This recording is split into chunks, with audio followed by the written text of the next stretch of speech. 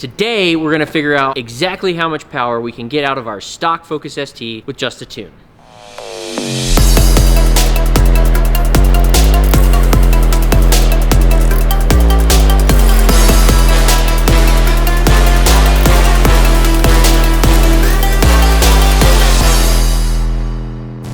What's up guys, I'm Alan with Edge Autosport. Welcome to episode 3 of the Project Focus ST that we have here. And this episode is all about tuning. We are starting the tuning process, hence the Cobb Accessport. It's the only thing that I'll tune one of these with, and I have a couple reasons for that. With the Cobb Accessport, you get what's called map switching. So you have 5 different maps all in one tune, and you can use the cruise control buttons to switch between them. The other thing that I like about Cobb is their custom features, which makes dialing in big turbo setups way easier and really makes the drivability and everything for the bigger turbo setups a lot better.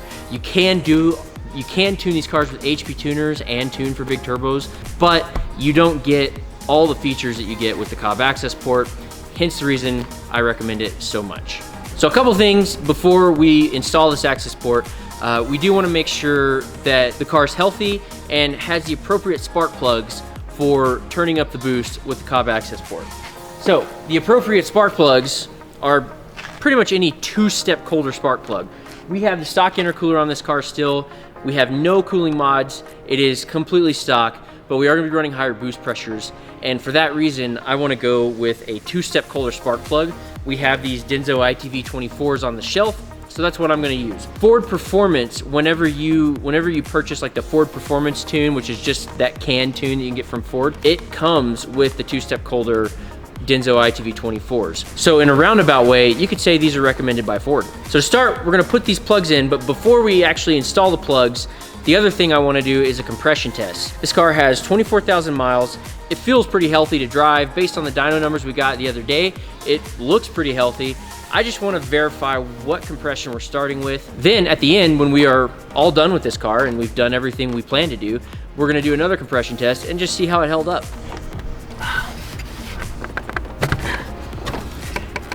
Ouch. That's new. Yeah. I doubt that's ever been taken off before. I don't think this thing has ever been taken off before. It's like really stuck on there, and yeah, I'm fairly sure it's never actually been pulled off. Ouch. Now I don't have skin on my knuckles. Glad we got that out of the way to start. You can tell it's been cleaned with that on there because all the dust is still like below this line where they've hit it with a pressure washer or something. There's quite a few things, like normally in a first round of mods, like with the Accessport, there's a few other things that I would also like to do, but we'll get to them later. One of those is Simposer Elite. The main thing is getting rid of this and doing the hood struts because I hate this thing right here. We're just gonna do the spark plugs today and tune it, and then we're gonna save some of the other stuff for a later date. But we wanted to get a tune on the car today because we are going to the track tomorrow. So at the track, we're probably going to do like the stock stage zero from Cobb map, and then the tune map, and just kind of get some lap times.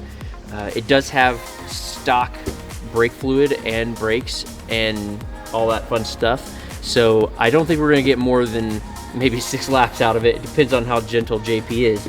Also, one other thing, you can see we got the stock wheels back on, and we went with these stock tires. These are the Goodyear Eagle F1s. So for all intents and purposes, this car is basically as stock as it is when you buy it from the dealership. Hopefully some of you guys get lucky and find used ones that are still this OEM. Let's get to this spark plug install / compression test. To do that on these cars is fairly easy. We don't have much blocking us. We just got to get all the coil packs off. We're gonna have to get this little intake tube out of the way to get to coil pack number 4, and then we can pull the plugs out and do the compression test. Oh, and Jeff over there working on his Supra has taken all my tools. What you doing, Jeff?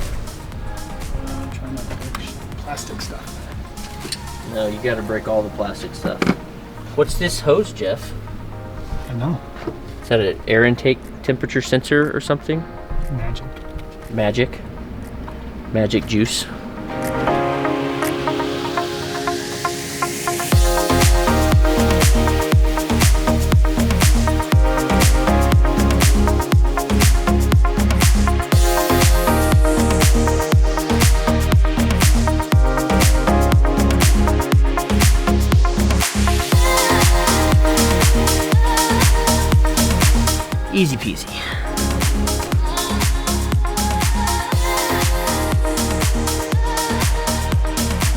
When you're doing like iridium plugs, 1-step, 2-step Kohler, whatever, it's probably not a bad idea to up your plug change interval a bit. I would say 10 to 15 would be good. You could probably stretch to 20 depending on the level of mods and how aggressive your cars and everything. But so all you guys that are going to be like, what the heck's you doing? This is a spark plug socket that I'm using, and the little rubber thing in there melted and doesn't stick in there anymore. So I have to do the whole pull spark plugs out with a magnet trick until we get a new spark plug socket.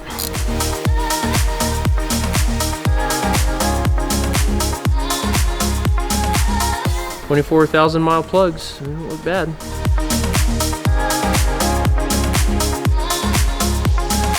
For compression on these, I think I've talked about this in another video that I did, but I'll say it again here. What I like to do is push the start button. You want to push your foot on the clutch and floor the gas pedal, and that's going to shut off the injectors. When you floor the gas pedal while you're trying to start it, it shuts off the injectors. It's not going to inject any fuel, and it'll just turn the engine over. When you push on the start button, it's going to just start cranking over and over and over again.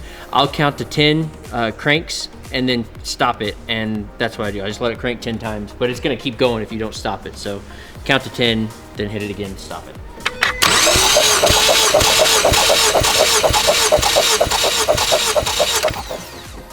All right, test number 1. Ooh, 140, not bad. That's probably about 139, but this is warm, by the way. We let it idle for a bit before we started. So it is warm. It's not hot, definitely didn't get up to full temperature, but it is warm, so.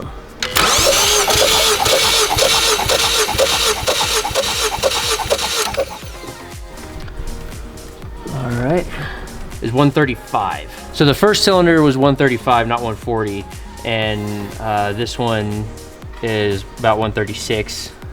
So yeah, 134 to 136 for first 2 cylinders. So what I like to do, just so that I can remember, usually I'll delete them later, but whenever I do a compression test, I just take a picture of the compression of the gauge with the hose in the background so that I know which cylinder it came out of, and that way I can match up later what my compression numbers are, or write them down or something.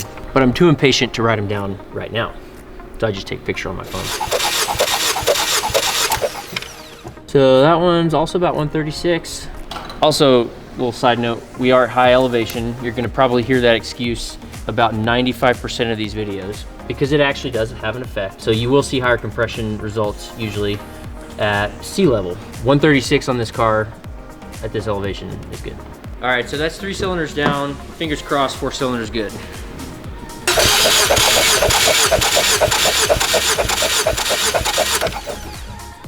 All right, perfect. 136, so it was like 135, 134 for one, and the rest have been all right on the dot, 136. All right, compression test is done. Now I'm gonna throw these ITV 24s in, flash the Accessport to the car, and start tuning. I got 3 plugs here. As you see, the one on your left is the stock one, this one right here, and then in the middle is an ITV 22, and then on the other side is the ITV 24 that we're gonna be installing. And as you can see, you see the different design or style of the plug. And what denotes a colder plug is, one is like the porcelain there and how far it extends into the engine bay, and then also how deep it goes into the plug, because that's what's cooling the plug and removing the heat. And so the deeper the porcelain travels like down in there, that also denotes a colder plug. As you see, with the porcelain being further out of the combustion chamber, and this one's gonna extend further down, it's gonna remove more heat from the plug, and hence you have a colder operating spark plug.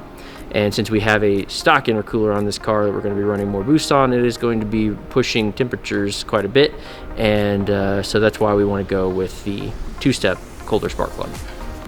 I am checking the gap on these. Looks like out of the box they're all about 0.026, which is fine for the 2-step colder plug, so that's what I'm going to leave the gap at.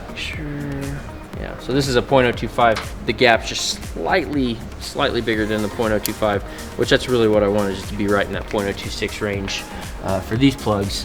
For the 1-step colder plugs on the stock turbo, I like to put them at a 0.028, And then anytime I'm going with a bigger turbo setup, I'll run like a .026 gap on those plugs. Fully 85 car, like a more aggressive setup, probably drop down to like a .024.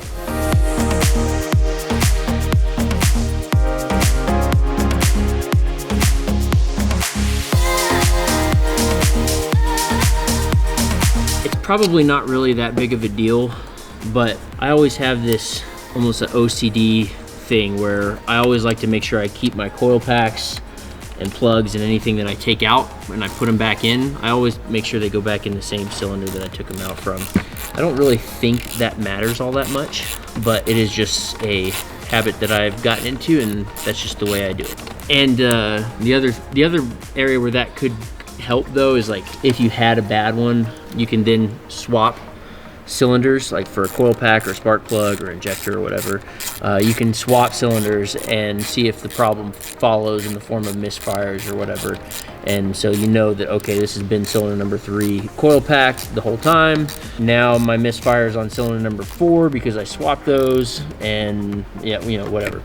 But yeah, so it's a little bit of a diagnostic use. Oh, yeah, that's loose. A little bit sun-baked right there. It's kind of peeling up.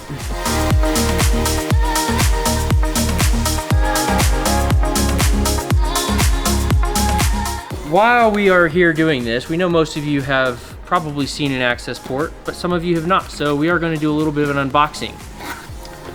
That is what is inside the box. You get your little card from Cobb. You get this nice case, which I actually really like this case.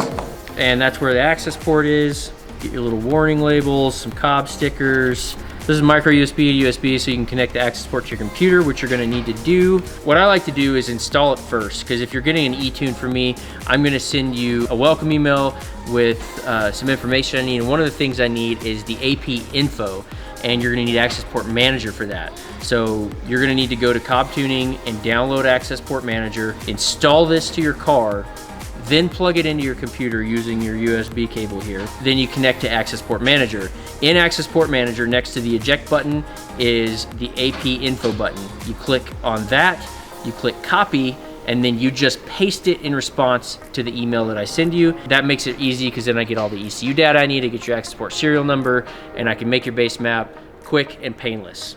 Anyways, that's the first thing you're gonna wanna do is install this, download Accessport Manager, then plug this into your computer so you can get that. In the little pouch here, we have a black case, and then we have your mount here. I think this is a dual T mount or something like that, but this case is magnetic. It also has a lip so that your Accessport will sit in it, and you can use the mount that's included, which comes in here with other important bits. You have your included mounts, 3M double-sided tape. You stick it to your dash. I don't personally like to use this. This is handy for some cars. Some cars don't really have a good place for you to mount it. And in the Focus, I really don't think there's just a great place where this sticky mount will work. So there are other options for that, which we'll get to probably in a later video. But this is your OBD2 cable. This is going to connect to the Accessport and then to your OBD2 port in the car. All right, so let's go ahead and plug this guy in and get it installed. Okay, so OBD2 port in the Focus ST is located right here. Conveniently sticks straight out so that whenever you plug this guy in, oh, can't close it. That bothers the crap out of me. On customer cars, I don't do this. I show them how to do it, but for me personally, and since this is our car and we're gonna be keeping it, I'm gonna go ahead and show you guys what I do. There are little tabs on the edges of this OBD2 port. You can just push them in with your fingers like that and just pop it back like that, and then fish it up and over this little hole, and then it comes down like this. So now you have a little bit better access, and what you can do is plug this guy in.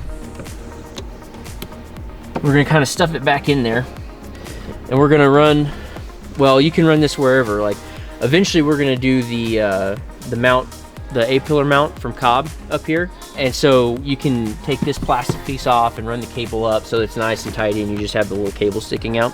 It's real nice and tidy. For now, for me, I just want to close this so I'm not tripping over it, getting in and out of the car while I'm on the dyno. Just fish it through, close it, And then we've got our OBD2 cable just popping out of the little hole there, and we don't have our little cover hanging down. So I'm just gonna like wrap this around the steering wheel so it's out of the way, and then I can plug my access port in over here and it's out of the way. And you can also do this, and if you do find a spot for that little sticky mount, like maybe right here, you can have your access port mounted with that, and then just tidy up the wire. And also, if you guys know how to do this, feel free to skip this part, but I'm just gonna kind of go through operation of the access port real quick.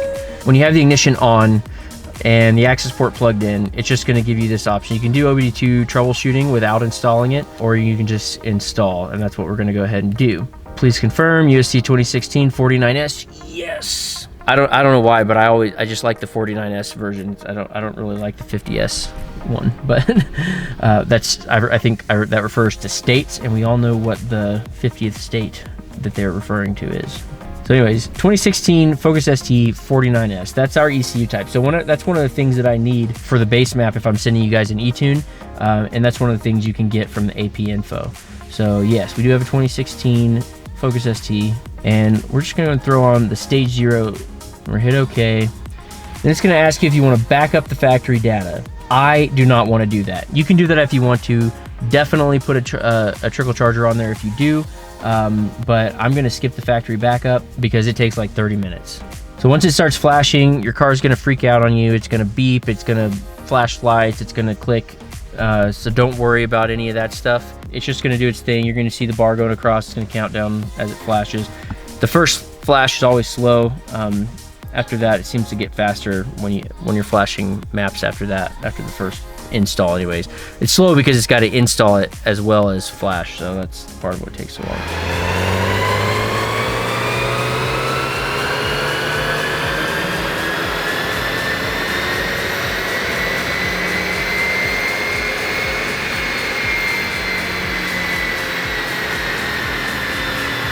Okay, so we just did the stage 0, did a few pulls. One thing I noticed is the like through logging with Cobb, I don't remember actually paying attention when I was logging with HP tuners, but again, the throttle's closing most of the time to control torque, and then our octane adjust ratio is 0 on the stage 0 map. I don't remember what it was before we flashed the access port, like with HP tuners and the VCM scanner. I'd have to go back and look, but yeah, right now it's 0. And I tried driving it a little bit to see if it would learn up, like getting it to do the ignition corrections positively and see if it would learn some, but it didn't change. So I know on the stage 1 maps that the octane adjust ratio starts out a little bit better, definitely better than 0. 0 is like the halfway point, but I'm pretty sure it like starts out like -6 or I think it's -0.75. So it's not quite -1, but it's a bit better. I think if we drove it and got it to learn and figure out that it's got good gas in it, then it might decide it's happy and make a little bit more power even on the stock mapping. But we're not going to do that. We're going to go ahead and flash stage 1 map and then go from there. See what we gain with just stage 1 flash, and of course the 2-step filler plug, which aren't going to really get you power, but they're going to help you make power more consistently. So we just finished up a couple pulls on stage 1. Yeah, it made pretty good gains. It did exactly what it's supposed to do. We were at 291 foot-pounds of torque on the stock stage 0 map, and on stage 1 we hit 324.9 foot-pounds of torque and 238 horsepower. That's up from 229 horsepower, so it's a pretty decent gain all across the board. Way fatter torque curve, which means you're going to stay in the power longer. So yeah, it looks pretty good. I can tell just by comparing data logs, the main changes that are going to affect the power here is going to be a little bit of cam timing, some spark timing, and then also, of course, it's running quite a bit more boost. One of the things I see is wastegate duty cycle, which for those of you who don't know, that refers to basically the boost controller. And it's what controls boost on this. It's a percentage of how much we're working the wastegate basically. So 100% means we're completely maxed out, 0% means we're running wastegate spring pressure.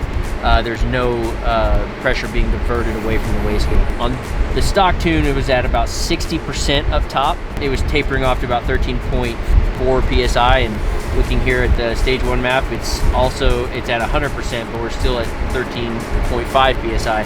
So I know immediately that there's not going to be room to get more power out of this thing with more boost. In fact, more boost is probably the last thing we need right now with the stock intercooler. As with the up in boost, we are seeing some temperature climbs. We're starting out at about 86 and we're ending at about 170 right now, which is about the same as stock. So that extra bit of boost down low is not really helping us, or not really hurting us all that much. I guess I should tell you, we're at about 21.9 psi is what the off-the-shelf map is hitting. That's probably about where I'm going to keep it for my custom tune. I don't really want to push boost more on this car, being that we are stock intercooler. So anyways, now I'm going to make some adjustments of my own, and we're going to see if we can't get a little bit more out of this thing. Just as a reference point, you can kind of see all these bold folders here. Those are all folders where I've had to go in and touch something. This is what's different from between my map and the off-the-shelf map here. But you can see like all those bold folders. Those are ones that I've had to go in and change. And there's multiple things in each one that have been changed. But yeah, so I'm gonna go ahead and flash this map that I've been working on, and we're gonna see where we're at, and then go from there. Maybe make a couple of revisions.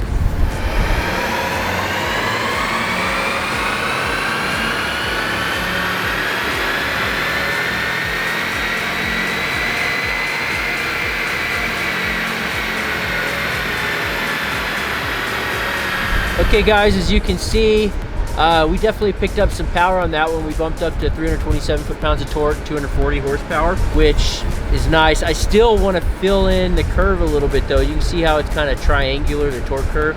I want to see if I can't just fatten that just a little bit and get torque in the 3,500 to 4,500 RPMs up a little bit, and maybe just fatten that. I don't expect to get much more in terms of actual horsepower on the top end, but maybe we can broaden the torque curve just a little bit. So let's try that on this next revision.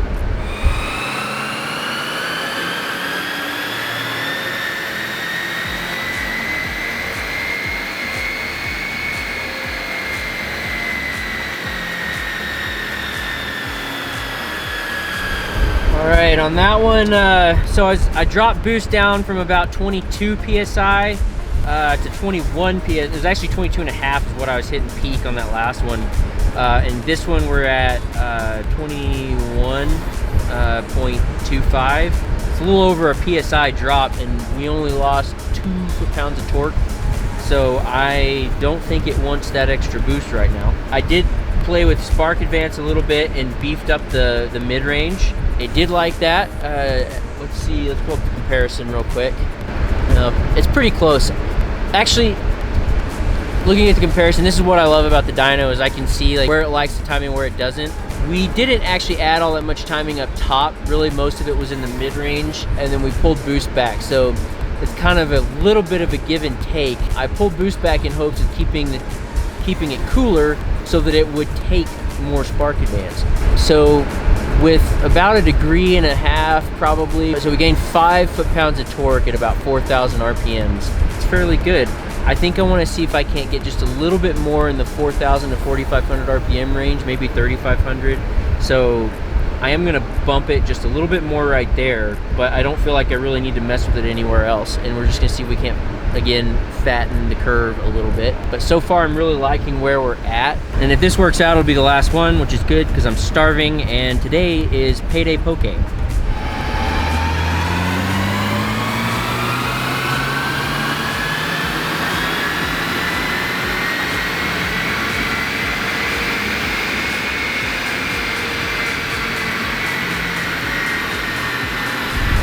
Yeah, that one looked much better. It picked up quite a bit in the mid-range there. As you can see from the graph here, I'll put it up for you guys. We gained some more torque between 3,500 and 4,500, which is right where I wanted it. Kind of filled in this little dip. And so it's about 10 foot-pounds of torque right there. Really like that. Again, I'm not adding much up top. We're at 243 horsepower peak, so I'm pretty happy with where it's at up top. I am just getting a couple of little bitty corrections on the top end, which tells me I'm riding that line. So I think this is probably going to be the final revision that we do for this setup. I'm not looking for all-out kill mode here on this setup. I want it to last. We're going to be running this thing on the track. I don't want it to make 1 lap. I want it to make 10 laps and not start knocking because of the heat. We are seeing more heat though as it's getting heat soaked. But yeah, for the most part, I think we're done here. I think this is going to be good. Let's take a look and see how it did in comparison to the off-the-shelf map. I've got it running pretty much dead on with the off-the-shelf map, except we're making about 4 more foot-pounds of torque in the peak range, and then we got about 5 to 6 horsepower up top. So it is making more. We're not seeing ignition correction, so that's good. Pushing a little further with as heat soaked as it is, I will not be surprised if we do see ignition correction. Oh, and the other thing is I pulled boost back a little bit further. We're down to like just barely touching 21 PSI for just a second, and then it tips off. So I don't want to run a lot of boost with stock intercooler. I'd rather keep things nice and conservative. And in that respect, we actually are running less boost than the stage 1 off-the-shelf map at this point, and we are making more torque. So I'm happy with those results.